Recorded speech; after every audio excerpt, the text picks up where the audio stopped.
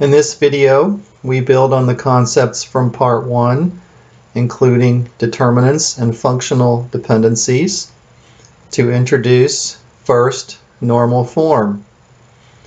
In the third video, part 3, we will introduce second normal form.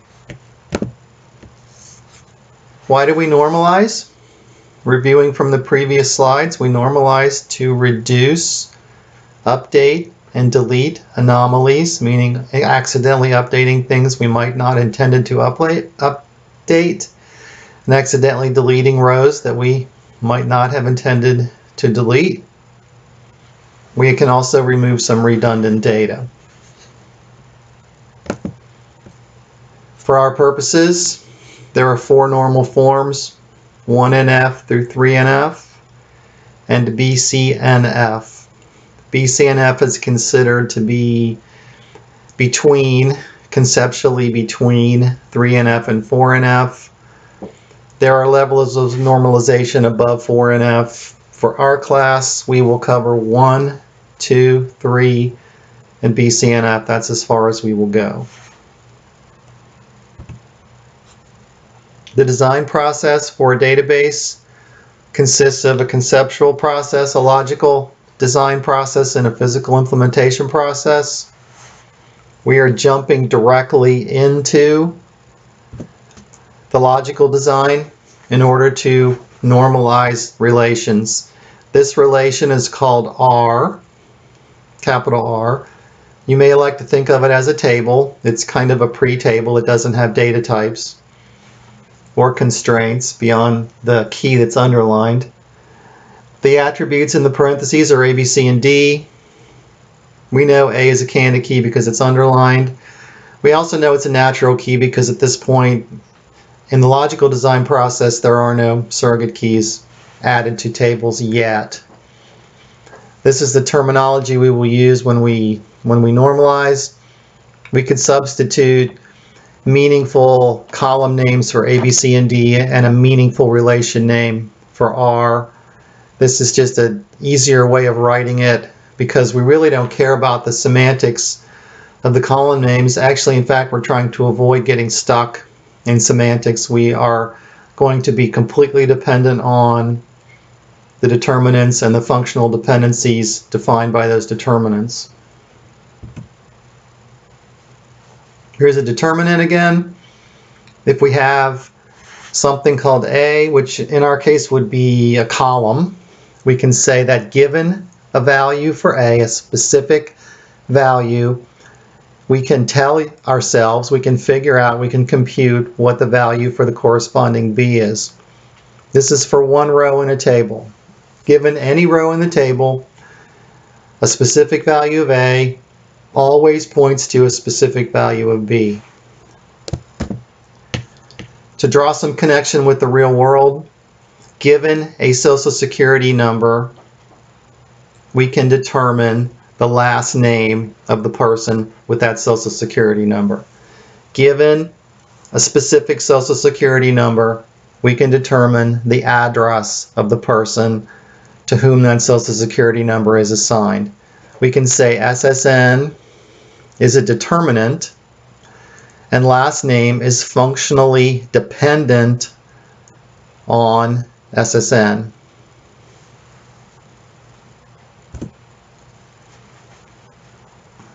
Remember, unless we have all the determinants and all the functional dependencies that those determinants participate in, we cannot normalize a relation. Do not use the data, do not use the column headings, do not use your intuition.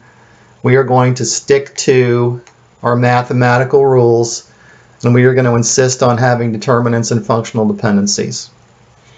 You will read some books, you will look at some websites, you will watch some videos that use intuition. Avoid doing that. It's not a good idea. Introducing first normal form, the very elementary form in which a relation should be. If it's not in first normal form, I like to make the joke that it's a spreadsheet. That's nothing against spreadsheets, it's just that spreadsheets don't have to be normalized, and the rules for creating a spreadsheet are much more relaxed than creating a relation. Our rules for first normal form: there must be a natural key. This goes for every table we create, and for most of you, in your professional experience, when you go into the real world, every table you deal with in a production database will have at least one natural key. Without a natural key, it's impossible to differentiate records, and it makes things rather problematic. First normal form also requires that we eliminate non-scalar values in a cell. In other words, a cell cannot contain more than one value. And we eliminate any columns that repeat. We will look at examples of these things and they will become clear. If you're taking notes, and if you should be, build a cheat sheet, a one-page summary of all the rules for all the normal forms. Here is the executive summary, the too long didn't read summary of 1NF. One natural key at least, no cells containing multiple values, and no columns that repeat the same type of data.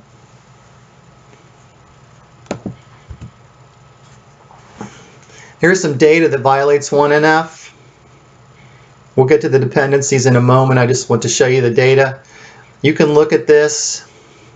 It's fairly obvious that the preferred bait column, what baits that fish likes to eat, the preferred bait column has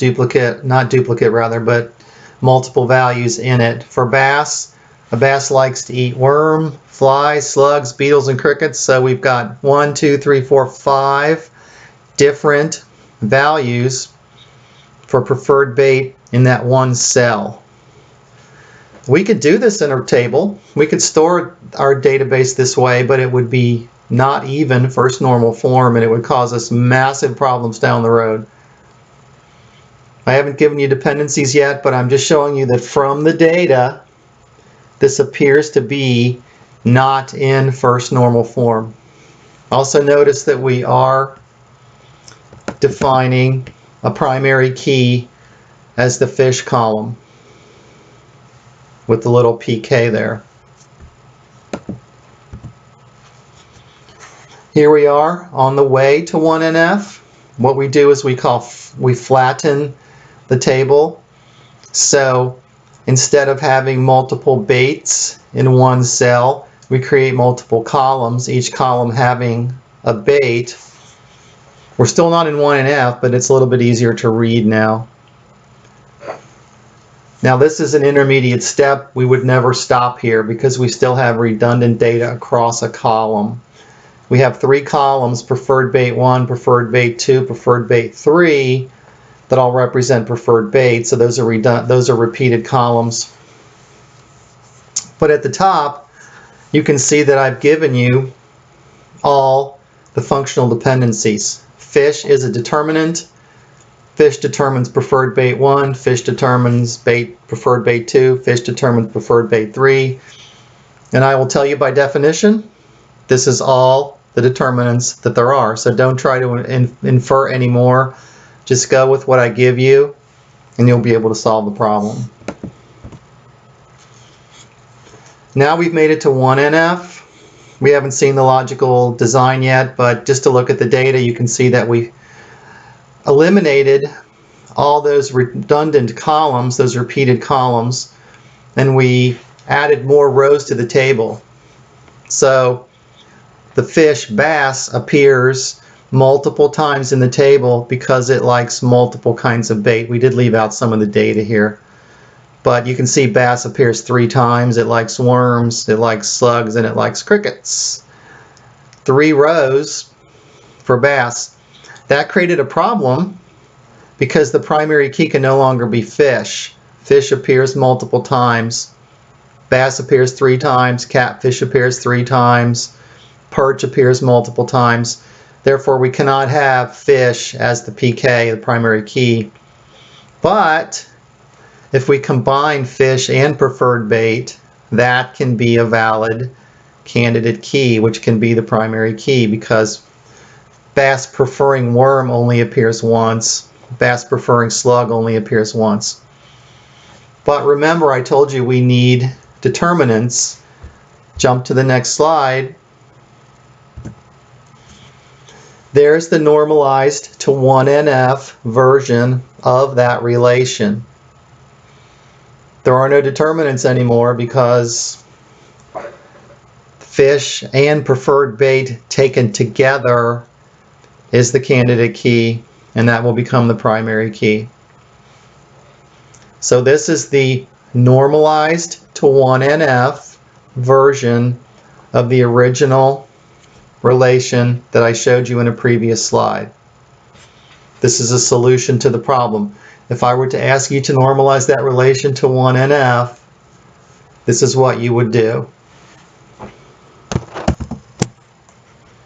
Skip back 2 slides, and there is the original set of determinants and the original relation. And then skip ahead and compare that with the solved relation that puts us in 1NF, and you can see that the data is still there, but now it's arranged differently. We didn't lose anything, we just rearranged and defined a new candidate key. Here's another example. We have a column called League and a column called Competitors. In the lower right-hand corner, I gave you all the determinants. League determines competitor 1, League determines competitor 2, League determines competitor 3, and then the last line says League determines competitor N, meaning all of the different numeric notations for competitor, N being a variable for which you can substitute any number. So if there are 10 different competitors in a league, you'd have competitors sub 10, sub 9, sub 8, and so on. By definition, from me, I will tell you that is all the functional dependencies. So league is the determinant, competitor is functionally dependent on league. We're obviously UNF because there are multiple values in the competitors column in each row. What's the natural key? Well, there's nothing underlined, there's nothing labeled, but you can derive the natural key by looking at the list of determinants. And you can see that league determines every other column, of which there may be, in this case, there's only one. So if I don't give you a candidate key, you can derive it from the list of functional dependencies. Here's our solution. I made up the name of the relation because we didn't have one, but the relation is called team. The league and the competitor taken together are the candidate key, and there are no other attributes. There are no other columns. So we've normalized that table to 1NF. We've also normalized it to a much higher normalization level, but we haven't gotten there yet. So for our purposes now, this is 1NF, and we're happy with that. As an exercise, you should refer back to slide 10, make up a table with 4 columns, write the determinant. If you follow my example, there will only be one, but it will determine multiple redundant columns. Then flatten the table so that there are multiple redundant columns. And then go from there to 1NF, meaning you're going to create a new candidate / primary key, and you're going to create a new relation that looks a little bit different from the original relation. And then finally, as I did in slide 13, draw the logical design and provide all the determinants. There shouldn't be any determinants because the logical design will encompass all of the columns being the primary key, and there will be nothing else to determine. In the next presentation, we will continue on to 2NF.